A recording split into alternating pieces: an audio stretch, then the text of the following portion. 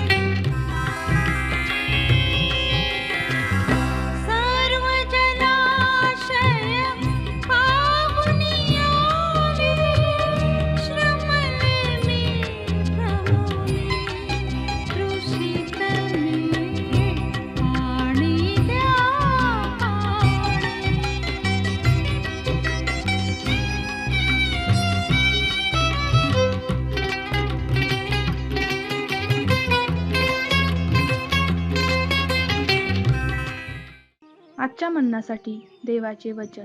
योहानकृत शुभवर्तमान याचा 4था अध्याय वचने 8 ते 15. योहानकृत शुभवर्तमान 4था अध्याय वचने 8 ते 15. कारण त्याचे शिष्य अन्न विकत घ्यावयास नगरात गेले होते. तेव्हा ती शमरोनी स्त्री त्याला म्हणाली, आपण यहुदी असता माझ्यासारख्या शमरोनी स्त्री जवळ प्यावयाला पाणी मागता हे कसे? कारण यहुदी शमरोनी लोकांसमोर संबंध ठेवीत नसतात.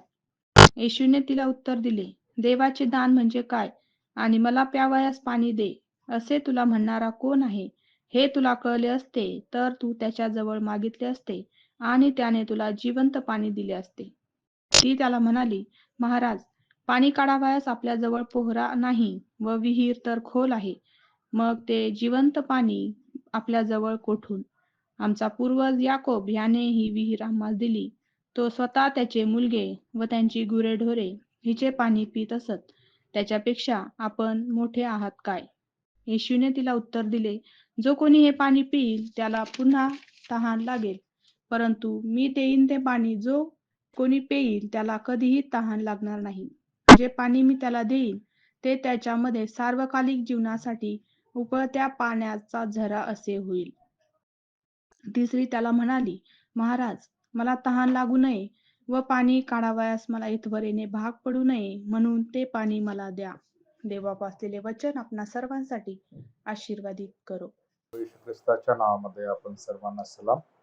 या सकाळच्या समय देवाचं वचन आपण जे बघत आहोत, योहान त्याचा 4था अध्याय आणि 8 ते 15 वचन. आम्ही या ठिकाणी पाहतो की प्रभू येशू ख्रिस्त विहिरीवर बसलेला आहे आणि त्याच्या जवळ एक स्त्री येते जे पाणी काढण्यासाठी प्रयत्न करत आहे आणि प्रभू येशू ख्रिस्त तिला पाणी मागत आहे. ज्यावेळेस तिने बघितले की मला जे पाणी मागणार आहे तो यहुदी आहे, तिचं मन आणि तिचं जीवन आश्चर्यचकित झालं. कारण का यहुदी लोक शंभरुणीसोबत व्यवहार करीत नव्हते. प्रियानो, परंतु प्रभू येशू ख्रिस्त हा आगळा वेगळा आणि अद्भुत तो प्रभू येशू आहे. आणि त्यांनी त्या स्त्रीला विचारलं की मला पाणी मिळेल काय? होय प्रियानो, प्रभू कोणाचं जीवन, कोणाचं रंगरूप पाहून प्रेम करीत नाही, तर तो प्रत्येकासोबत प्रेम करतो. आणि या स्त्रीचं जीवन जरी गहाळ होतं, तिचं जीवन व्यवस्थित नव्हतं आणि तिच्या जीवनामध्ये डागाळलेलं तिचं चरित्र होतं, तरी पण प्रभू तिला म्हणतोय की मला तहान लागलेली आहे, या मला पाणी मिळेल काय? आणि म्हटलं की जो कोणी मी देईल ते पाणी पेईल, तर त्याला सर्वकालिक जीवनासाठी उपडत्या पाण्याचा झरा होईल. हा झरा काय आहे? प्रियानो, आम्ही जर बघितलं तर झरा जो आहे, एका थेंबा एका डोंगराच्या या एखाद्या ठिकाणाहून निघणारा तो थेंब पुढे जाऊन झरा बनतो. आणि आम्ही पाहतो की या झऱ्याचा उगम एका ठिकाणाहून असतंय. आणि प्रियानो, जे पाणी निघते त्या पाण्याचं तलाव होतो. त्या वचन सांगते की असाच एक झरा आहे जो पवित्र मंदिरातून निघणारा आहे. आणि त्या झऱ्यामध्ये, त्या पाण्यामध्ये जीवन आहे. त्या पाण्यामध्ये हिरवगारपण आहे. आणि शास्त्र असं म्हणते की नदीच्या त्या पाण्यामधून निघणाऱ्या झऱ्यामधून आरोग्य आहे. आज आम्ही त्या प्रभू येशूपाशी येतो काय? आणि त्या झऱ्यापाशी येऊन आम्ही ते पाणी पितो काय? आमचं जीवन निश्चित आशीर्वादाने भरेल. प्रभू परमेश्वर आम्हा सर्वांना त्याच्या आशीर्वादाने तृप्त करो, आमचं जीवन आशीर्वादित करो. प्रार्थना करूया. पराक्रमी परमेश्वर पिता, प्रभू येशू ख्रिस्ताच्या नावामध्ये आम्ही तुझ्या चरणाजवळ येतो. प्रार्थना करतो प्रभू, तू जिवंत पाण्याचा झरा आहे आणि जो तुझमध्ये पितो तो कधीही तहानेला असणार नाही, तर तो सर्वकालिक जीवनाचा तो वाटेकरी होण्यासाठी उमडत्या झऱ्यासारखा तो होईल. प्रियन प्रभू, आम्हाला तुझी कृपा ती दे आणि तुझ्या त्या झऱ्यातल्या पाण्यातून आम्हाला तू पाज. आमचं जीवन उमडतं आणि आशीर्वादाचं तू कर. सर्व गौरव तुला देतो. आजचा दिवस तू सर्वांसाठी आशीर्वादित करत आहे. उपकार मानतो. प्रार्थना येशूच्या नावात मागतो म्हणून ऐक. आमेन.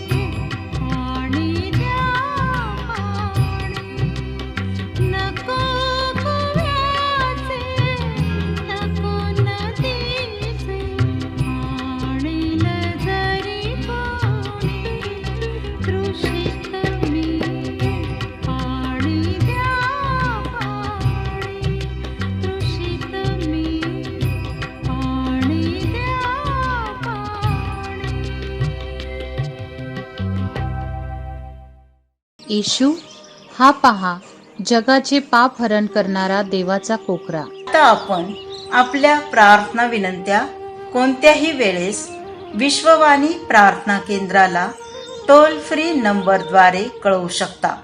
आमचा टोल फ्री नंबर 1-800-2700-333.